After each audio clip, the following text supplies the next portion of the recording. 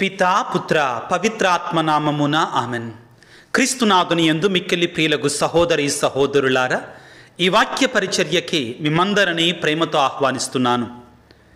దానియేలు గ్రంథము 12వ అధ్యాయము 1 నుండి 3 వరకు పవిత్ర వచనములు. ఆ కాలమున మీ జాతిని కాపాడు మహాదూత మిఖాయేలు ప్రత్యక్షమగును.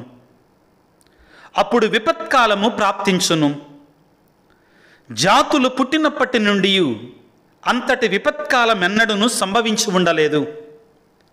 ఆ కాలము సమీపించినప్పుడు మీ జాతిలో దేవుని జీవగ్రంథమున తమ పేర్లు వ్రాయబడిన వారు జీవింతురు. అప్పటికే చనిపోయి మట్టిలో నిద్రించు వారిలో చాలామంది సజీవులగుదురు. వారిలో కొందరు నిత్య జీవితమును పಡೆయుదురు, మరికొందరు శాశ్వత అవమానమునకు గురి ఎగుదురు. జ్ఞానులైన నాయకులు ఆకాశం వలె వెలుగుదురు. పెక్కుమందికి ధర్మమును పాటించుట నేర్పించిన వారు కలకాలము వరకు నక్షత్రముల వలె ప్రకాశింతురు. క్రీస్తునాథుని యందు మిక్కిలి ప్రియులకు సహోదరి సహోదరులారా, కొన్నాళ్ల క్రితం సెప్టెంబర్ నెల 1వ తారీఖు నుంచి 9వ తారీఖు వరకు కూడా మా ప్రాంతమంతా కూడా భయంకరమైన వరదలో చిక్కుకొని పోయింది. విజయవాడలో ఈ బుడమేరు ప్రాంతం అంతా కూడా పెద్ద వరదలో నిండిపోయింది. ఆ సమయంలో ప్రభుత్వం వారు ప్రజలకి వాగ్దానం చేశారు. ఏ ఇళ్ళైతే పూర్తిగా మునిగిపోయాయో వారికి 20,000, 25,000 ధన సహాయం చేస్తామని. ఆ ప్రకటించిన తర్వాత వరదంతా అయిపోయిన తర్వాత వాళ్ళు వచ్చారు, సర్వే తీసుకున్నారు. ముఖ్యంగా ఇళ్ళులో ఎవరైతే పూర్తిగా మునిగిపోయాయో, నష్టపోయారో సర్వే తీసుకున్న తర్వాత ఎవరెవరికైతే ఆ 25,000 గ్రాంట్ అయ్యాయో, ప్రభుత్వం వారు ఇస్తాం అనుకున్నారో, ఆ సర్వే అయిన తర్వాత వాళ్ళ నుంచి ప్రభుత్వం ఒక లిస్టు పంపించింది. ఏమిటి? అందులో పేర్లైతే ఎవరికైతే ఉన్నాయో వారందరికీ కూడా అమౌంట్ వస్తుంది అని చెప్పారు. చాలా సంతోషం. చాలామంది పేర్లు ఉన్నాయి, కానీ కొంతమంది పేర్లు కూడా లేవు. ముఖ్యంగా నా దగ్గరికి ఒక అమ్మ వచ్చి, ఫాదర్ గారండి, మాకు కూడా చాలా లాస్ వచ్చింది, కానీ మా పేరు కనపడలేదండి, అందులో చాలా బాధపడిపోయింది. తప్పు లేదండి, ఎందుకంటే వరదలో చాలా కోల్పోయింది కాబట్టి, కుటుంబం చాలా నష్టపోయింది కాబట్టి, ప్రభుత్వం వారు ఇచ్చేటువంటి సహాయం పొందటం వారి యొక్క హక్కు కాబట్టి ఆ బాధపడటంలో తప్పులేదు ప్రియులారా. ఎందుకని? ఆ ప్రభుత్వం వారు శాంక్షన్ చేసినటువంటి ఆ పేర్ల జాబితాలో, ఆ లిస్టులో, ఆ సంఖ్యలో, ఆ పేర్లలో వాళ్ళ పేరు లేదు కాబట్టి బాధపడిపోయింది. ఆ తర్వాత కలెక్టర్ ఆఫీస్కి వెళ్ళారు, మరలా అప్లై చేసుకున్నారు, అదంతా వేరండి. ఈ సంఘటన ఎందుకు చెప్తున్నాను అంటే, ఈరోజు మనం చదువుకున్న వాక్యముల ప్రియులారా ఒక మాట ఉంది. ఆ కాలము సమీపించినప్పుడు మీ జాతిలో దేవుని జీవగ్రంథమున తమ పేర్లు రాయబడిన వారు జీవింతురు. దానియేలు గ్రంథములో మనుష్య కుమారుడి యొక్క రాకడ గురించి మాట్లాడుతూ ఈ విధంగా అంటుంది. ఎవరి పేర్లైతే జీవగ్రంథములో రాయబడి ఉంటాయో అటువంటి వారు శాశ్వతమైన జీవితానికి వెళతారట. ప్రియులారా, ఈ బైబిల్ గ్రంథములో మనం ముఖ్యంగా జీవ గ్రంథము అంటే 3 రకాల గ్రంథాల గురించి తెలుసుకోవాలండి. జాగ్రత్తగా ఆలకించండి. జీవ గ్రంథము అంటే 3 రకాల గ్రంథాల గురించి, 3 రకాల గ్రంథాలకి జీవ గ్రంథం అనే పేరు ఉంటుందండి బైబిల్లో. జాగ్రత్తగా ఆలకించండి. మొట్టమొదటిగా జీవ గ్రంథము అంటే, ఇదిగో నేను ఇప్పుడు చదివాను చూడండి, మీకోసం మీ చేతుల్లో ఉన్న చూడండి బైబిలు. ఈ బైబిల్ గ్రంథం జీవ గ్రంథం ప్రియులారా, పరిశుద్ధ గ్రంథం ప్రియులారా. ఎందుకు జీవ గ్రంథం అంటే, దానిని చదివినటువంటి వారు, ఆ వాక్యానుసారంగా జీవించినటువంటి వారు జీవాన్ని పొందుకుంటారు. కాబట్టి ఇది ముమ్మాటికి పరిశుద్ధ గ్రంథము, పవిత్ర గ్రంథము, జీవ గ్రంథం ప్రియులారా. జీవాన్ని ఇచ్చే గ్రంథం అండి ఇది. ఇది చనిపోయిన గ్రంథం కాదు, ఇది జీవిస్తున్న గ్రంథం ప్రియులారా. యోహాను రాసినటువంటి సువార్త 1వ అధ్యాయం 1వ వచనంలో, ఆదిలో వాక్కు ఉండెను, ఆ వాక్కు దేవుని వద్ద ఉండెను, ఆ వాక్యే దేవుడై ఉండెను, ఆ వాక్కు మానవుడై మన మధ్య వసించెను, ఆ వాక్యే దేవుడు. మొదటిగా మనందరం ఈ సత్యాన్ని తెలుసుకోవాలి. ఈనాడు ప్రియులారా, జీవగ్రంథాన్ని గురించి మాట్లాడుకుంటూ జీవగ్రంథం అనేటువంటి దానికి పోలికలు 3 ఉన్నాయి ప్రియులారా. ఇప్పుడు మన చేతుల్లో ఉన్నట్టు ఈ బైబిల్ గ్రంథమే జీవగ్రంథం, జీవాన్నిచ్చే నిత్య జీవితాన్ని ఇస్తుందండి మనకి.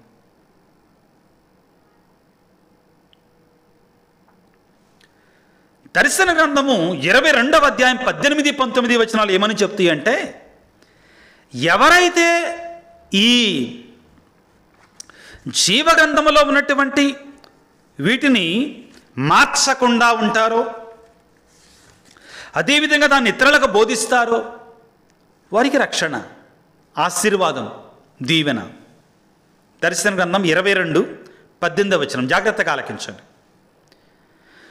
యోహానునగు నేను ఈ గ్రంథపు ప్రవచనములను వినిన ప్రతి వ్యక్తిని ఇట్లు తీవ్రంగా హెచ్చరించుచున్నాను. ఏ గ్రంథం యొక్క ప్రవచనాలు? ఇప్పుడు మనం చదువుకుంటున్నాం చూడండి, ఈ గ్రంథం గురించి మాట్లాడుతున్నాడు. దీని యందలి విషయములకు ఎవరైనా ఏమైనా చేర్చినచో ఈ గ్రంథమును వివరించబడిన జాడ్యములతో దేవుడు వారిని శిక్షిస్తాడు. ఎవరైతే ఈ గ్రంథములో రాయబడిన దానికి ఏదైనా చేర్చాలని ప్రయత్నం చేశాడు, వాళ్ళు ఇష్టం వచ్చినట్టు బైబిల్ వాడారనుకో, బైబిల్ గ్రంథంలో ఏ ఏ రోగాలు జాడ్యాలండి ఉన్నాయి అవన్నీ వాళ్ళకి వస్తాయి అంటాడు. ఎవరైనాను ఏమైనాను ఈ గ్రంథపు ప్రవచన వాక్కులను తొలగించినచో, దానికి ఏదైనా యాడ్ చేసినా, దాంట్లోంచి ఏదైనా తొలగించినా దేవుడు ఊరుకోడు. ఎందుకంటే ఇది జీవ వృక్ష ఫలాన్నిచ్చే గ్రంథం ప్రియులారా, జీవ వృక్ష ఫలాన్నిచ్చే గ్రంథం ప్రియులారా. పేతురు గారు రాసినట్టు 2వ లేఖ 1వ అధ్యాయము 21వ వచనం ఈ విధంగా సెలవిస్తుంది పిల్ల. పేతురు రాసినట్టు 2వ లేఖ 1వ అధ్యాయం 20వ వచనం, ఇది మాత్రము తప్పక జ్ఞాపకం ఉంచుకొనుడు, తనంతట తానుగా ఏ ఒక్కడును పరిశుద్ధ గ్రంథమునందు ప్రవచనము వివరింపలేడు. ఏలన ఏ ప్రవచన సందేశము కేవలము మానవ సంకల్పముచే జనించలేదు, కానీ ప్రవక్తలు పవిత్రాత్మచే ప్రభావితులై దేవుని నుండి జనించిన సందేశమును పలికిరి రాసరి. ఈ గ్రంథాన్ని రాసింది ఎవరు? పరిశుద్ధాత్మ దేవుడు. రాయించింది ఎవరు? పరిశుద్ధాత్మ దేవుడు. మానవులు మధ్యవర్తులు మాత్రమే, పరికరాలు మాత్రమే. ప్రభు అంటున్నాడు దానియేలు గ్రంథములో, ఎవరి పేర్లైతే జీవ గ్రంథంలో రాయబడి ఉన్నాయో వారు నిత్య జీవితమును పొందుతారు, వారు తారకల వలె వెలుగొందుతారు. కానీ ఎవరి పేర్లైతే లేవో వారు నిత్య నరకాగ్నికి. కాబట్టి ఈ రోజున తెలుసుకోవాలి, పాటించాలి, ప్రార్థన చెయ్యాలి. అయ్యా నన్ను దీవించయ్యా, ఆశీర్వదించాయి. మొదటిది ఏంటిది? ఇదిగో బైబిల్ గ్రంథం అనే జీవగ్రంథం, పరిశుద్ధ గ్రంథం ప్రియులారా. ఎందుకనేది జీవగ్రంథం అయింది? మనకి జీవాన్నిచ్చే గ్రంథం ప్రియులారా. అది అందులో ఉన్న వాక్యాలు చదువుకొని ఆ వాక్యాలను విశ్వసించి ఆ వాక్యానుసారంగా జీవిస్తే మనకు జీవాన్ని ఇస్తుంది ఆ వాక్యం, రక్షణ ఇస్తుంది ఆ వాక్యం. ఆ వాక్యం ఎవరో కాదు, క్రీస్తు ప్రభువే. ఆ వాక్యాన్ని మనుషులు రాయలేదు, మనుషులు సాధనాలుగా వాడబడ్డారంతే. దేవుడే రాశాడు, పరిశుద్ధాత్మ దేవుడు. 2వ తిమోతి 3వ అధ్యాయం 16వ వచనం, పవిత్ర గ్రంథమంతయు దైవ ప్రేరణ వలనే కలిగి సత్యమును బోధించుటకును, దోషమును ఖండించుటకును, తప్పులను సరిదిద్దుటకును, నీతిని అందు నడిపించుటకును ఉపయోగపడును. పరిశుద్ధ గ్రంథం అంతా కూడా మనల్ని రక్షణలోనికి నడిపిస్తుంది పిల్లారా. దైవజనుడు సత్కార్యమునైనా చేయుట పూర్తిగా సిద్ధముగా ఉండుటకు అది తోడ్పడును. ఏం చేస్తుందంటండి? మంచిని చేయటానికి అది మనకి సహాయం చేస్తుంది. మొట్టమొదటి ఏం మాట ఉంది? పవిత్ర గ్రంథమంతయు దైవ ప్రేరణ వలనే కలిగినటువంటి సత్యము. దైవ ప్రేరణతో కలిగిందండి అది, మానవులు సొంతగా రాయలా. ఇదే విషయాన్ని మనం హెబ్రీ పత్రిక 4వ అధ్యాయం 12వ వచనంలో చదువుకుంటాం. దేవుని యొక్క వాక్కు సజీవమును చైతన్యవంతమైనటువంటిది, రెండంచులు కలిగిన ఖడ్గము వంటిదండి, కత్తివాదర కంటే పదునైనటువంటిది, మానవుని యొక్క అంతరంగమునకు ఛేదించుకొని పోతుంది, కీళ్ళు మధ్య కలిగే వరకు అది వెళుతుందండి దేవుని యొక్క వాక్కు. చివరిగా ఈ మొదటి పుస్తకం బైబిల్ గ్రంథం, పరిశుద్ధ గ్రంథం, పవిత్ర గ్రంథం, జీవ గ్రంథం. యేసు ప్రభు ఏమంటారు? మత్తయి శుభవార్త 7వ అధ్యాయం 24వ వచనములో, నా బోధనను ఆలకించి పాటించు ప్రతివాడు రాతి పునాదిపై ఇంటిని కట్టుకున్నటువంటి వాని వలె ఉంటాడు. జడివానల కురిసి వరదలు వెల్లువలై పారిన వాడిని ఏం చేయలేవు. ఎందుకంటే ఆ మాటలు రక్షణ కలిగించే నామం యేసు, రక్షణ కలిగించేటువంటి క్రీస్తు ప్రభు యొక్క మాటలండి అవి. కీర్తన 1వ అధ్యాయం 2వ వచనం నుంచి చదువుకోండి పిల్లారా. ఎవడైతే ఈ గ్రంథాన్ని చదువుతాడో వాడు ఏటి ఒడ్డిన నాటక సకాలమున పంటనిస్తూ ఆకులు వాడక ఉండు చెట్టు వంటి వాడి వలె ఉంటాడు. దీవించబడతాడు, ఆశీర్వదించబడతాడు. ప్రభునందు ప్రియులారా, మొదటిగా ఈ గ్రంథం, పరిశుద్ధ బైబిల్ గ్రంథం, దేవుని యొక్క వాక్కు, పవిత్ర గ్రంథం, జీవ గ్రంథం, మొదటి గ్రంథం ప్రియులారా. రెండవది ప్రియులారా, ఆ దేవుని చేతుల్లో ఉండే గ్రంథం. మనం మరణాన్ని గురించి ధ్యానం చేసేటప్పుడు పాడతాం. ఏమని పాడతాం? గ్రంథాలు విప్పబడును అందున్నవి చదువును. గ్రంథాలు విప్పబడును అందున్నవి చదువును. ఏం చదువుతారు? ఏ గ్రంథాలు విప్పబడతాయి? మన గురించి రాస్తాడు దేవుడు, మన గురించి రాస్తాడే ఆ గ్రంథాలు విప్పబడతాయి. సామెతల గ్రంథం 5వ అధ్యాయం 21వ వచనం చదువుకుంటే, దేవుడంట 1000 సూర్యుల వెలుగు కంటే కూడా మన ప్రతి కార్యాన్ని పరిశీలిస్తాడు, నోట్ చేసుకుంటాడు. ఇది కాదనలేం. మనం చేసే ప్రతి క్రియ కూడా రాయబడుతుందండి. ఎక్కడ?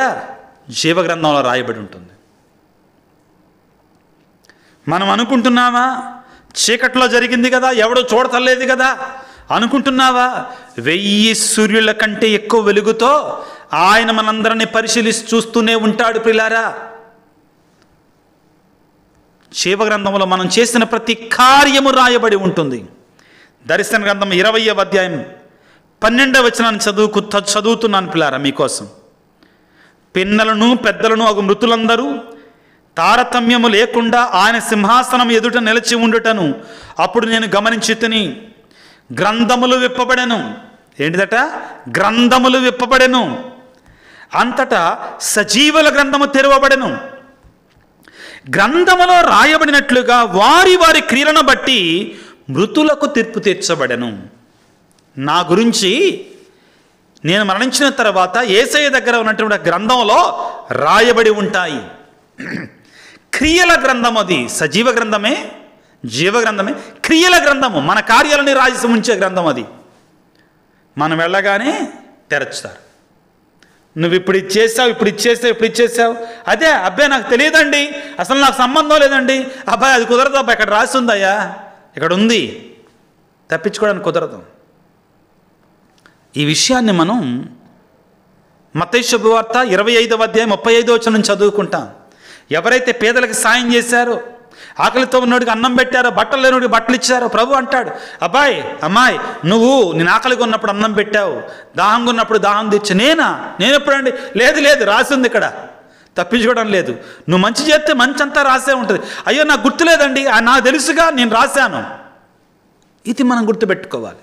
అంతా రాయబడి ఉంటుందండి. సీసీ కెమెరాలు ఉంటాయి. ఈ సీసీ కెమెరాలు మనం పెట్టేవి కావు, ఆయన పెట్టేశాడు, ఆయన చూసుకుంటాడు అంతా. ఎవ్వరము దేనిని తప్పించుకోలేమండి. ఇది నిజం, ఇది సత్యం, ఇదే సత్యం ప్రియులారా. అంతట గ్రంథములు విప్పబడును, అంత సజీవుల గ్రంథము తెరవబడును.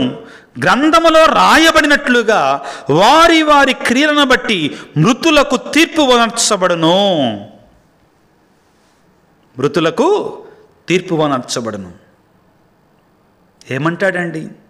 21వ అధ్యాయంలో దర్శన గ్రంథం 21వ అధ్యాయం 8వ వచనంలో పిరికి వారికిని విశ్వాసరహితులకును మోసగాండ్రకను హంతలకలను వ్యభిచారకులను ఇంద్రజాలికులను విగ్రహారాధికులకును అసత్యవాదులకును గంధకయమయమైనటువంటి అగ్నిగుండము తగిన స్థలమగును, అదే రెండవ మరణము. ఒక్క నిమిషం పాటు నాతో ఆలోచించండి పిల్లారా, దయచేసి ఆలోచించండి. మనం చచ్చిపోతాం. మొదటి మరణం అయిపోయింది. మొదటి మరణం అయిపోయింది. కానీ ఎవరైతే పాపములో చచ్చిపోయారో వాళ్ళకి గంధకమయమైనటువంటి మరణం ఉంటుంది చూడండి, అది ఇంకా దారుణంగా ఉంటుంది. పాపులు మరణిస్తారు మళ్ళీ. కానీ దురదృష్టం ఏంటంటే అక్కడ అగ్ని ఆరదు, పురుగు చావదు. అంతా కూడా మన క్రియలను బట్టే ఉంటుంది. ఈ లోకంలో మనం చేసిన క్రియలను బట్టే ఉంటుంది. కొరింథీయులకు రాసినటువంటి 2వ లేఖలో పౌలు గారు 5వ అధ్యాయంలో ఈ విషయాన్ని ఇంకొంచెం స్పష్టంగా చెప్తాడు పిల్లారా. పౌలు కొరింథీయులకు రాసిన 2వ లేఖ 5వ అధ్యాయం 10వ వచనంలో, ఏలైనా మనమందరము న్యాయ విచారణ కొరకై క్రీస్తు ఎదుట అగపడవలను మరణించిన తర్వాత. అప్పుడు వారి వారి అర్హతలను బట్టి మంచివి కానీ చెడ్డవి కానీ ఎక్కడ చేశాం మనం వాటిని? భౌతిక శరీరమున వారు వారు వనర్చినటువంటి కార్యములను బట్టి వారికి ప్రతిఫలం వసగబడుతుంది. అన్నీ రాయబడి ఉంటాయి జీవగ్రంథం. మొదటిది ఏంటన్నా? బైబిల్ గ్రంథం, జీవగ్రంథం. ఎందుకని అది మనకి జీవాన్ని ఇస్తుంది. దేవుని యొక్క జీవపు వాక్యాలు అందులో ఉన్నాయి కాబట్టి. రెండవది మన బ్రతుకులంతా రాయబడి ఉండేటి గ్రంథం ప్రియులారా. గ్రంథాలు విప్పబాడును అందున్నవి చదువన్, ఆనాడు నీవు కూడను అందుండి ఏడ్చెదవు. ఓ మానవుండా, నీ గతి ఏమవునో తెలియనా? ఈ 2వ గ్రంథం గురించి మనం మాట్లాడుకుంటున్నాం కదా. దాంట్లో నువ్వు ఏమి రాయాలనుకుంటున్నావు? దేవుడు నీ గురించి నీకు ఇష్టమైనవి కాదు, నువ్వు చేసినవి రాస్తాడు. మంచి చేస్తే మంచిని రాస్తాడు, చెడు చేస్తే చెడు రాస్తాడు, రాయబడుతుంది. ఇక 3వది ప్రియులారా, అతి ముఖ్యమైనటువంటిది. ఈ 3వ గ్రంథంలో ఏముంటుందంటే, ఈ మొదటి గ్రంథం, ఈ పరిశుద్ధ బైబిల్ గ్రంథాన్ని ఆధారపడి ఎవరైతే జీవించారో, పవిత్రంగా ఈ వాక్యానుసారంగా జీవించారో, ఎవరైతే జీవించారు అన్నట్లుగా ఆ యొక్క 2వ గ్రంథము, నేను క్రియల గ్రంథం అని చెప్పాం కదా, దాంట్లో మంచి రాయబడి ఉంటుందో వారి పేర్లు మాత్రమే ఉంటాయి. జీవితుల గ్రంథం అది. ఎవరి పేరైతే ఈ 3వ సజీవ గ్రంథంలో ఉంటాయో వారు పరలోకానికి, ఎవరి పేరైతే లేదో వాళ్ళు నరకానికి, ఎవరి పేరైతే అందులో ఉంటుందో వాళ్ళు పాసు, లేనటువంటి వారు ఫెయిలు మామూలు భాషలో. అంతే కదండి. 10th క్లాస్ అయిపోయిన తర్వాత పేపర్లో కానీ లేకపోతే ఇంటర్నెట్లో కానీ కొడతాం. నెంబరు కనపడలేదంటే పాసు, కనపడదంటే పాసు, కనపడకపోతే ఫెయిలు. ఆత్మీయ జీవితం కూడా అంతే. చాలా సులువైనటువంటి పదాలండి ఇవి, అర్థం కాదనడానికి లేదండి. ఇది సూటిగా ప్రభు అంటున్నాడు, ఎవరి పేర్లైతే జీవగ్రంథంలో లేవో వారు నిత్య నరకాగ్ని. దానినే ఈ రోజున మనం దానియేలు గ్రంథంలో చదువుకున్న అక్కడి నుంచే మనం వచ్చే వాక్యం వస్తుందండి. ఈ రోజున దానియేలు గ్రంథం 12వ అధ్యాయం 1వ వచనం, ఆ కాలమున మీ జాతిని కాపాడు మహాదూత మికాయేలు ప్రత్యక్షమగును, అప్పుడు విపత్కాలము ప్రాప్తించును, జాతులు పుట్టినప్పటి నుండి అంతటి విపత్కాలం ఎన్నడూ సంభవించి ఉండలేదు. జాగ్రత్తగా వినండి పిల్లారా. ఆ కాలము సమీపించినప్పుడు మీ జాతిలో దేవుని జీవగ్రంథమున తమ పేర్లు రాయబడిన వారు జీవింతురు.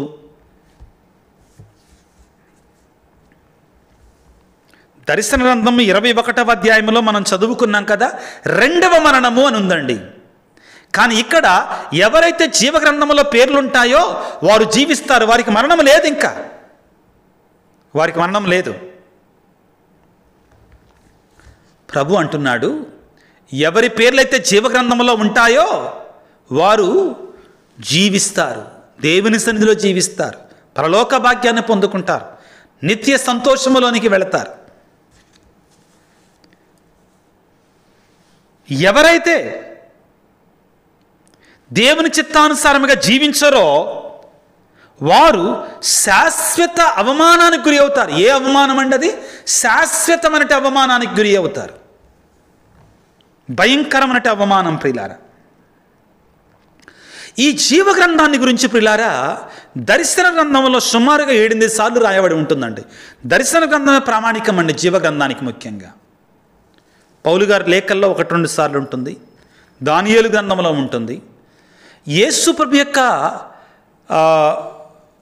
సువార్తలలో, బోధనలలో దాని గురించి అలా తాకి వెళతారండి యేసు ప్రభు. దర్శన గ్రంథము 3వ అధ్యాయం 5వ వచనాన్ని చదువుకోవడానికి ప్రయత్నం చేద్దాం. చాలా ముఖ్యమైన మాట ఇక్కడ ఉంటుందండి. జయము పొందినటువంటి వారందరూ ఇట్లే ధవళ వస్త్రధారులు అయ్యెదరు, సజీవుల గ్రంథము నుండి వారి నామమును తొలగింపను. చాలా చక్కని మాట. సజీవుల గ్రంథం, జీవగ్రంథము. నా తండ్రి యొక్క దేవుని సమక్షమునను ఆయన దూతల సముఖమునను వారు నా వారని బాహాటముగా ప్రకటిస్తాను. హల్లెలూయా. ఎంత గొప్ప మాట ప్రియులారా. ఎవరి పేర్లైతే జీవగ్రంథంలో ఉంటాయో వాళ్ళ గురించట యేసయ్య ఏమంటారంటే, వీళ్ళు నా వాళ్ళు అంటాడంటండి, నా బిడ్డలు అంటాడంటండి, నా వాక్యానుసారంగా జీవించినటువంటి వారు అంటాడంటండి. నిన్ను చూసి నన్ను చూసి అంటాడా యేసయ్య? నీ జీవితాన్ని చూసి నా జీవితాన్ని చూసి అంటాడా? నా బిడ్డ, నా కుమారుడు, నా ప్రియమైనటువంటి వాడు, నా వాక్యానుసారముగా జీవించాడు, నన్ను పోలి జీవించాడు, నా వాక్యానికి లోబడి జీవించాడు అని చెప్పగలడా యేసయ్య మనల్ని చూసి? ప్రియులారా, ఆత్మపరిశీలన చేసుకుందాం ఈ రోజున. సప్తతారకలకి సందేశాన్ని ఇస్తున్నటువంటి యేసయ్య దేవుని సత్పాత్మలు సప్తతారకులను కలవాని సందేశం ఇది. మీ కృత్యములు నాకు తెలియను, మీరు మృతజీవులై ఉండి కూడా జీవులని ప్రసిద్ధి పొందినారని నాకు విదితమే, కనుక మేల్కొనుడు. పార్దీసు సంఘానికి సందేశాన్ని ఇస్తూ మీరు చచ్చారు, మీలో ఆత్మ లేదు, కానీ యాక్టింగ్ చేస్తున్నారు. ఎలా? మీరు జీవితులని ప్రసిద్ధి పొందడానికి ప్రయత్నం చేస్తున్నారు. మోసం చేసుకోమాకండి. మీ పేర్లు జీవగ్రంథంలో ఉంటేనే. కొన్నిసార్లు మనకు సమయం దొరకట్లేదు, అందుకే నేను కొన్నిసార్లు స్పీడ్గా వెళతానండి. సమయం ఉంటే మీకు దయచేసి దర్శన గ్రంథం 5వ అధ్యాయాన్ని చదువుకునండి. జీవగ్రంథం యొక్క ముద్రలను పగలగొట్టడానికి దేవుని గొర్రెపిల్ల మాత్రమే అర్హుడని అక్కడ రాయబడి ఉంటుందండి. ప్రియులకు దేవుని బిడ్డలారా, అదేవిధంగా దర్శన గ్రంథం 21వ అధ్యాయము 27వ వచనం ఈ విధంగా సెలవిస్తుంది. ఈ జీవగ్రంథాన్ని గురించి మనకి సెలవిస్తుంది ప్రియులకు దేవుని బిడ్డలారా. ఏమనుంది? కలుషితమైనది ఏదియును ఆ నగరమును ప్రవేశించింది. నూతన యెరూషలేమైనటువంటి పరలోక రాజ్యాన్ని గురించి మాట్లాడుతుంది, స్వర్గరాజ్యాన్ని గురించి మాట్లాడుతుంది. కలుషితమైనది ఏదియును ఆ నగరమున ప్రవేశించలేదు. అట్లే దుష్కార్యములు వనర్చిన వారు, అసత్యవాదులు అచట ప్రవేశము లేదు. ఆ గొర్రెపిల్ల యొక్క జీవగ్రంథమున ఎవరి పేర్లు రాయబడి ఉన్నవో వారు మాత్రమే ఆ నగరములో ప్రవేశిస్తారు. ప్రియులారా, మనం ఈ రోజున 3 పుస్తకాల గురించి ధ్యానం చేస్తున్నాం. ఒకటి ఈ జీవగ్రంథం. ఏ జీవగ్రంథం? దేవుని యొక్క వాక్కు అయినటువంటి జీవగ్రంథం, జీవాన్నిచ్చే గ్రంథం, పరిశుద్ధ బైబిల్ గ్రంథం. ఎవరైతే ఈ వాక్యానుసారముగా జీవిస్తారో, ఈ వాక్యానికి లోబడి జీవిస్తారో, ఈ వాక్యానికి కట్టుబడి బ్రతుకుతారో అటువంటి వారి గురించి మరొక గ్రంథంలో రాయబడి ఉంటుంది, జీవుల గ్రంథంలో రాయబడి ఉంటుందండి. అన్నీ కూడా ఆ గ్రంథంలో ఎవరి గురించి అయితే మంచి రాయబడి ఉంటుందో, దేవుని యొక్క పవిత్రమైనటువంటి విషయాలు రాయబడి ఉంటాయో, దేవుని చిత్తానుసారంగా జీవించినట్లుగా రాయబడి ఉంటుందో అటువంటి వారి పేర్లు జీవగ్రంథంలో రాయబడి ఉంటాయి. 3వ గ్రంథంలో ఎవరి పేర్లైతే ఈ గ్రంథంలో రాయబడి ఉంటాయో వారు పరలోకానికి, ఎవరి పేర్లైతే ఆ జీవగ్రంథంలో ఉండవో వారు నిత్య నరకాగ్నికి. ఈ రోజున మనందరం ప్రశ్నించుకోవాలి, నా పేరు జీవగ్రంథంలో ఉంటుందా? ఇప్పుడు నేను జీవిస్తున్నటువంటి రీతిగా నేను జీవిస్తే, ఇప్పుడు నేను బ్రతుకుతున్నటువంటి రీతిగా నేను బ్రతికితే నా పేరు జీవగ్రంథంలో ఉంటుందా ఉండదా? ఇది ఒక్కదానికి ఆత్మపరిశీలన చేసుకొని సమాధానం ఇచ్చుకోండి, చాలండి, అయిపోద్ది. లేకపోతే నేనేం చెయ్యాలి? లేకపోతే నేను విడిచిపెట్టాల్సినటువంటివి ఏంటి? నా జీవితాన్ని నేను చూసినప్పుడు అమ్మో ఇవున్నాయి కాబట్టి నా పేరు జీవగ్రంథంలో ఉండదు అనుకున్నావా? ఏ కార్యాలైతే నిన్ను జీవగ్రంథంలో ఉండకుండా అడ్డుకట్టగా ఉండబోతున్నాయి అనుకుంటున్నావో వాటిని నీవు విడిచిపెట్టేసాయి, తీసేసాయి. ఇదే మనం చేయాల్సింది. ఇంకా ఈనాడు మనం ధ్యానం చేసినటువంటి ఈ 3 గ్రంథాలు కూడా మన కంక్లూజన్ ఇచ్చేది ఇదేనండి. ఏమిటి? నిన్ను ఫైనల్గా జీవగ్రంథంలో నీ పేరు రాకుండా ఏదైతే అడ్డుకుంటుందో వాటిని తీసేసుకో. అయితే నువ్వు చెయ్యాలో జీవగ్రంథంలో నీ పేరు రావటానికి వాటిని చేయటానికి ప్రారంభించక ఈ రోజు నుంచే. రేపు మాపు అనమాకు. దేవుడు నీకు ఒక అవకాశాన్ని ఇస్తున్నాడు. దేవుడు నిన్ను లేవనెత్తుతున్నాడు. దేవుడు నీకు పిలుపునిస్తున్నాడు. నీ పేరును జీవగ్రంథంలో రాసుకోవటానికి అవకాశాన్ని ఇస్తున్నాడు. దానియేలు ప్రవక్త కలిగిన దర్శనములో ఎవరి పేర్లైతే ఈ జీవగ్రంథంలో ఉంటాయో వారు శాశ్వత జీవమునకు వెళుదురు. ఎవరి పేర్లైతే జీవగ్రంథంలో లేరో వారు శాశ్వత శిక్షకు, మరణమునకు వెళతారు. ప్రభువుని వేడుకుందాం. దేవా, నేను పవిత్రమైన పరిశుద్ధమైన జీవితాలను జీవిస్తూ నీకు ఇష్టమైనటువంటి బిడ్డగా బ్రతుకుతూ నా పేరు నీ జీవగ్రంథంలో రాయబడి ఉండులాగున, నేను నా జీవితాన్ని మలుచుకునేలాగున, మార్చుకునేలాగున నాకు హృదయ పరివర్తన, మారు మనసును దయచేయి తండ్రి అని ప్రార్థన చేసుకుందాం. సర్వశక్తిమంతుడా, సర్వోన్నతుడా, ప్రేమామయుడా, ఈనాడు మీరు మాకు ఇచ్చినటువంటి ఈ సందేశాన్ని బట్టి మీకు స్తోత్రాలు తండ్రి. మా జీవితం ఎట్లున్నది, ఏ విధంగా ప్రవర్తిస్తున్నాం అని ఆత్మపరిశీలన చేసుకోమంటున్నావు తండ్రి. ఒకవేళ మేము ఈ లోకానుసారముగానే జీవిస్తున్నట్లయితే, పాపములో బ్రతుకుతున్నట్లయితే మమ్మల్ని క్షమించండి నాయన. మాలో భయాన్ని రేకెత్తించండి నాయన. ఈ అంత్య దినాలలో ప్రభువా, మేము ఎప్పుడు మీ సన్నిధికి రావాల్సి ఉంటుందో మాకు తెలియదు ప్రభువా. ఈ కాలంలో ఎంతోమంది హఠాత్తుగా ప్రాణాలు కోల్పోతున్నటువంటి వారు ఎక్కువయ్యారు. అంతా బాగానే ఉంది, ఆరోగ్యంగానే ఉన్నాడు, డోకా లేదు అని చెప్పబడినటువంటి వారు కూడా భయంకరమైన రీతిలో కొనిపోబడుతున్నారు తండ్రి. మేము ఆత్మీయ జీవితం వల్ల శ్రద్ధ కలిగి, పాపం అంటే భయపడి, నీడల ప్రేమ కలిగి జీవించే బిడ్డలుగా మమ్మల్ని దీవించండి నాయన. చెడుకు దూరంగా ఉంటూ పరిశుద్ధమైన జీవితాలను జీవిస్తూ నీకు ప్రియమైన బిడ్డలుగా జీవిస్తూ మా పేర్లు నీ జీవగ్రంథములో రాయబడటానికి తగినటువంటి జీవితాలు జీవించడానికి మమ్మల్ని దీవించండి నాయన. మాలో ఒకవేళ చెడు, చీకటి, పాపం ఉన్నట్లయితే మాకు హృదయ పరివర్తన, మారు మనసు, కన్నీటిని దయచేయి తండ్రి. ఈనాడు ఈ వాక్య పరిచయలో పాల్గొన్న నీ బిడ్డలపై కనికరాన్ని చూపించండి తండ్రి. మరి ముఖ్యంగా అనారోగ్యముతో బాధపడుతున్న బిడ్డలను ప్రభువా నీ గాయపడిన హస్తాలతో తాకండి, స్వస్థపరచండి. కుటుంబాలలో శాంతిని, సమాధానం దయచేయండి ప్రభుగా. పాపం వెంట పరిగెడుతున్నటువంటి వారిని హృదయ పరివర్తన దయచేయండి నాయన. చీకటి కార్యాలకు లోనైనటువంటి వారికి విడుదల దయచేయండి ప్రభుగా. ఆ అందరితో పాటు నేను కూడా వెళ్తానటువంటి వారికి మారు మనసును దయచేయమని మా ప్రభు అయిన క్రీస్తు ద్వారా వేడుకొనుచున్నాము తండ్రి. ఆమెన్. ప్రభువు మీతో ఉందరుగాక, మీ ఆత్మతో ఉందరుగాక. సర్వశక్తిగల సర్వేశ్వరుడు పిత, పుత్ర, పవిత్రాత్మ మిమ్ము మీ కుటుంబాలను చల్లగా దీవించి ఆశ్రయించి కాపాడుదురుగాక. God bless you. దేవుడు మిమ్ము దీవించుగాక. ఆమెన్.